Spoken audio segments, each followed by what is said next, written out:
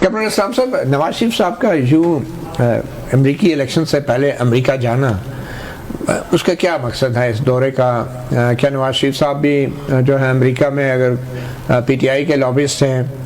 ان سے کوئی، کیونکہ خبریں ایسی چل رہی تھی کہ انہوں نے رابطے کرنے شروع کر دیے پی ٹی آئی کے جو امریکی لابسٹ ہیں، تو کیا نواز شریف صاحب کا وہاں پہ اس موقع پہ ہونا، اس کی کوئی اہمیت ہے یا ویسے وہ بس سیر کرنے کے انٹرٹینمنٹ کے لیے؟ اس کی اہمیت اتنی ہے کہ کہ جو افواہوں میں نئی اختراعات اور نئی ٹیکنالوجیز آ رہی ہیں اس کا یہ ایک حصہ ہے کہ جس طرح کے ان ضمانتوں کو کیا گیا، منسلک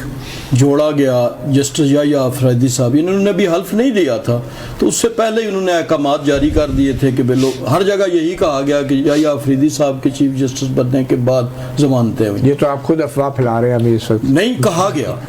میں یہ کہہ رہا ہوں کہ کیا انہوں نے حلف اٹھانے سے پہلے ہی یہ ہدایات جاری۔ اسی طرح امریکہ جیسی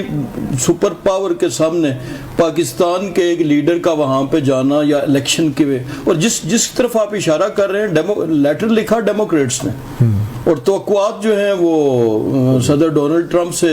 جوڑی جا رہی ہیں رہائی کے لیے، تو میرا خیال ہے یہ ساری جو ہے وہ ماؤنٹین آؤٹ آف اے مول ہل ہے۔ تو پھر گئے کیوں ہے میاں صاحب امریکہ؟ وہ اپنے علاج کے لیے گئے ہوں گے یا کوئی اور ان کی ذاتی نجی آخر ایک زندگی ہے، ٹھیک ہے، تو وہ 4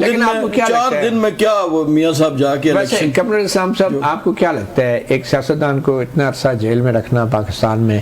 کیا اب سزائیں بھی ساری معطل ہو چکی ہیں ان کو، تو کیا ان کا رائٹ نہیں ہے باہر آنا؟ محل تقریباً اتنی سزا پہ ماضی کے برعکس زرداری صاحب کا لمبا عرصہ تھا،